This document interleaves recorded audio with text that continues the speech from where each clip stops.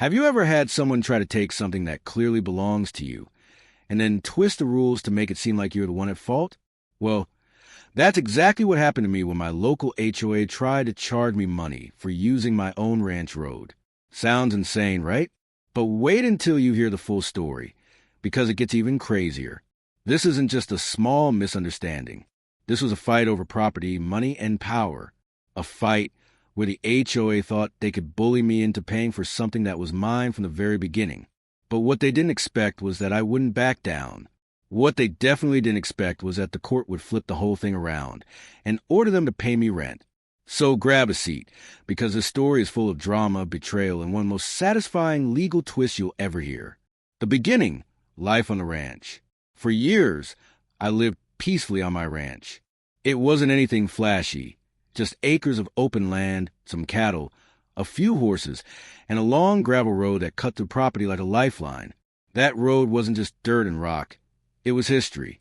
My family built it decades ago, long before there was ever talk of an HOA, fancy houses, or suburban development. It was the kind of road that carried stories with it. The wheels of my dad's old pickup had carved ruts in it. My mom walked it every morning with a cup of coffee. I used it to haul hay, bring in firewood, and ride my horse down into the valley. It was mine. Not rented, not shared, not borrowed. Mine. But then, like a storm creeping over the hills, the HOA showed up. The HOA appears. When new housing developments started springing up near my ranch, I didn't think much of it. People need places to live, right? But along with those new homes came something else. The dreaded homeowners association. At first, I didn't care. I wasn't part of their community. I didn't use their pool. I didn't care about their fences being the same color. I figured the HOA had nothing to do with me. After all, my ranch had been there long before their neighborhood. But little by little, I started noticing something strange. Cars from the HOA neighborhood began using my road as a shortcut. Delivery trucks started rolling down it. People walking their dogs strolled along it like it was a public park. I didn't raise a fuss at first. I'm not the type of person to yell at every stranger who passes by. But then, one day I got a letter. The letter that started it all. The envelope looked official. At first, I thought it was junk mail or some kind of ad. But when I opened it, my jaw dropped. The HOA had written to inform me that I was being charged for the shared maintenance of the ranch road. They claimed the road was part of the HOA's property plan, and that I owed them monthly fees for its upkeep. Excuse me? My road? The one my family built, the one on my deed, the one I had been maintaining with my own tractor and gravel for decades? At first, I thought it was a joke. Surely someone mixed up the paperwork. But no, the letter was crystal clear. They were demanding money, and they even threatened fines if I didn't pay. Shock turns to anger. Imagine the nerve it takes for someone to look at your land and say, "Actually, that belongs to us now. You have to pay us to use it." I called them immediately. I told them the road was on my property and that they had no right to charge me. But instead of backing down, they doubled down. They said the road was essential access for their community and therefore fell under their authority. I couldn't believe it. Not only were they trespassing, but now they were trying to flip the script and make me the bad guy. This wasn't just about money anymore. This was about principle. This was about standing up against people who thought they could bully and control whoever they wanted. The pressure campaign. After I refused to pay, the HOA didn't stop. They started sending more letters, each one harsher than the last. They warned me about late fees, penalties, even legal action. But here's the thing. I never signed their rules. I never joined their HOA. Their rules stopped at their property line. And my ranch road, it was nowhere near inside their borders. Still, the pressure kept building. They wanted me to cave. They wanted me to write a check and admit defeat. But that was never going to happen. Taking it to court. At first, I was nervous. Going to court is intimidating, and the HOA had lawyers who specialized in this stuff. But then I remembered something important. The truth was on my side. I gathered every piece of evidence I could find. Old maps, property deeds, tax records, even photographs of my dad building the road decades ago. I had proof that this road wasn't community property. It was mine, and it had always been mine. Courtroom showdown. The day of the hearing, I walked in with my stack of papers, feeling the weight of generations of my family on my shoulders. The HOA's lawyer stood tall, dressed sharp, and full of confidence. He acted like the case was already won. He argued that the road had become part of the community easement. He painted me as selfish, unwilling to cooperate with my neighbors. He said the HOA had every right to demand payment from me. But then it was my turn. I stood up, looked the judge in the eye, and told the story. I explained how my family had built the road, how we had maintained it, how the HOA had only come into existence decades later. I showed the maps, the deeds, the photos. I reminded the court that property rights matter, that you can't just steal land with paperwork and threats. The judge listened carefully. And then, something incredible happened. The twist no one saw coming. Not only did the judge agree with me, he turned the tables on the HOA in a way that made my jaw drop. He declared that the road was legally mine and that the HOA had no right to charge me for it. But he didn't stop there. He also ruled that since the HOA had been using my road for years, allowing their members and delivery trucks to drive over it, they actually owed me money. That's right. Instead of me paying them, the HOA was ordered to pay me rent for the use of my ranch road. The courtroom went silent. The HOA's lawyer looked like someone had just pulled the rug out from under him. And me? I could barely hold back my smile. Reflection, what this really means. That day in court wasn't just a win for me. It was a win for every property owner who's ever been pushed around by an HOA or some other group that thinks they can grab power where it doesn't belong. It proved that standing up for yourself matters.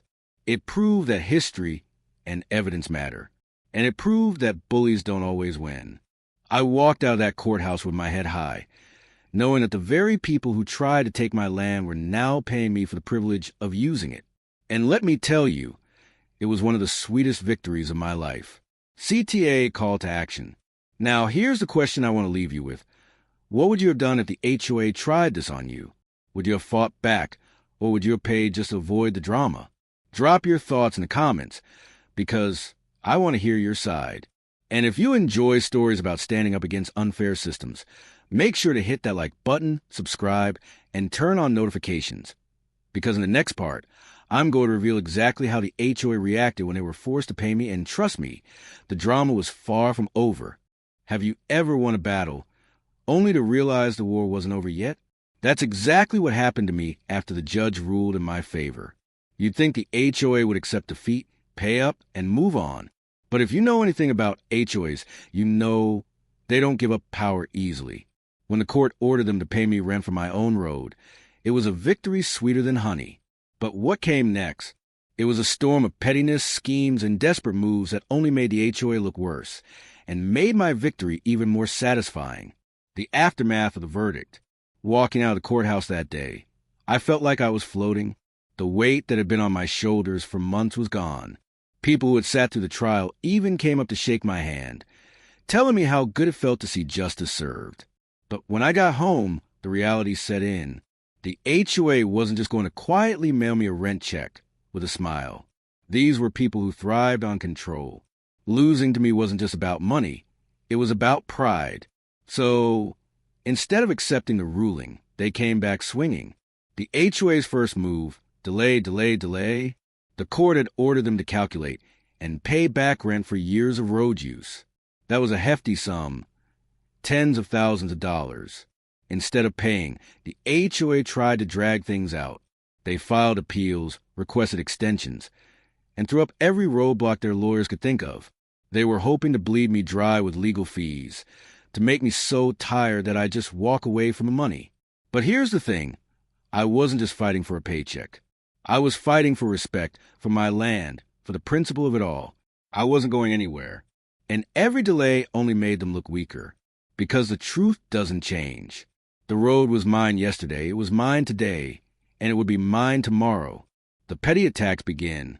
When the legal tricks didn't scare me, the HOA turned to something else. Pettiness. They started sending community newsletters filled with nasty little updates about me. They painted me as a villain, the greedy rancher who stole from the neighborhood.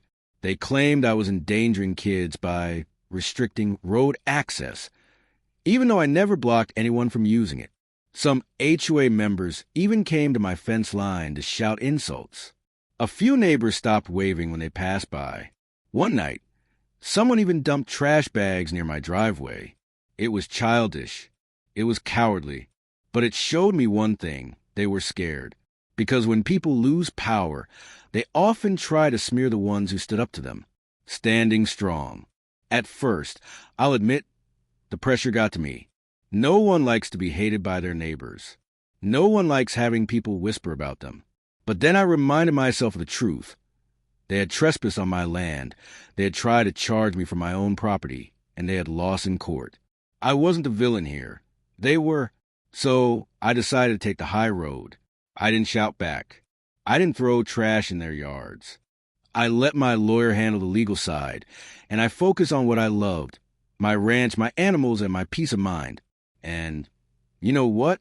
That drove them even crazier. The rent checks arrive. After months of stalling, appeals, and tantrums, the HOA finally had no choice but to pay. The first rent check arrived in the mail with no note, no apology, just cold, hard money. I held it in my hand and laughed, not because of the amount, but because of what it meant. Every check they sent after that was a reminder that they had lost, a reminder that the road they once tried to claim now cost them money every single month. Think about that.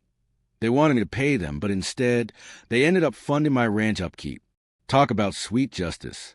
The bigger picture. This whole mess taught me something powerful. It wasn't just about a road. It wasn't even about the money. It was about standing up for what's right. Too often, HOAs or any group of authority count on people being too scared, too tired, or too broke to fight back. They use intimidation and paperwork to push people around. But when you have truth on your side, you can win. It takes patience, it takes courage, and it takes stubbornness, but you can win. And when you do, it's not just your victory. It's a message to every bully out there. People won't always bow down. The ironic ending. Here's the funniest part. After everything, some HOA members actually started using the road less. They didn't want to line my pockets, as they called it. So instead, they drove the long way around, adding 15 minutes to their commute just to avoid paying rent through their fees. Imagine that. They fought me for years, lost in court, paid me thousands of dollars, and in the end, they punished themselves by making their own lives harder. That, to me, was a perfect ending. Reflection: why this story matters. When I look back, I don't see it as just a personal victory. I see it as a lesson. Property rights matter. Standing up for yourself matters. And sometimes, the very people who try to control you end up controlled by their own arrogance. The HOA thought they were untouchable. They thought I'd roll over. Instead, they ended up paying me rent for the privilege of driving on my family's land. And that's something I'll never forget. CTA: call to action. So, let me ask you this. Have you ever had someone try to take advantage of you, whether it was a boss, a neighbor, or maybe even an HOA? How did you handle it? Did you fight back, or did you let it slide? Share your story in the comments. I want to hear it. And if you enjoyed this two-part story, don't forget to hit that like button, subscribe to the channel, and turn on notifications. Because trust me, I've got even more real stories about HOAs, neighbors, and property battles that will make your jaw drop. Remember, sometimes the best revenge isn't loud. It's getting paid every month for something that was always yours.